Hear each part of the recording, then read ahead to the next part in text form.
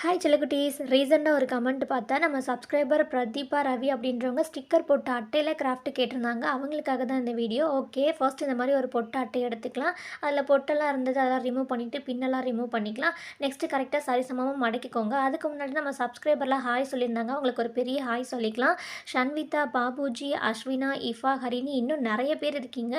அவங்க எல்லாத்து நேமும் இந்த ஷார்ட் வீடியோவில் சொல்ல முடியல. கண்டிப்பாக நெக்ஸ்ட்டு போடுற லாங் வீடியோவில் நான் கண்டிப்பாக சொல்கிறேன். ஓகே, இப்போ பாருங்கள், 2 சைடில் வந்துட்டு இந்த மாதிரி நான் ஸ்டேப்லர் பின் யூஸ் பண்ணிக்கிறேன். நீங்கள் க்ளூ யூஸ் பண்ணுறதா இருந்தாலும் பண்ணிக்கலாம். நெக்ஸ்ட் வந்துட்டு இந்த மாதிரி கர்வ் ஷேப்பில் மேலே வந்துட்டு இந்த மாதிரி கட் பண்ணிக்கிறேன்.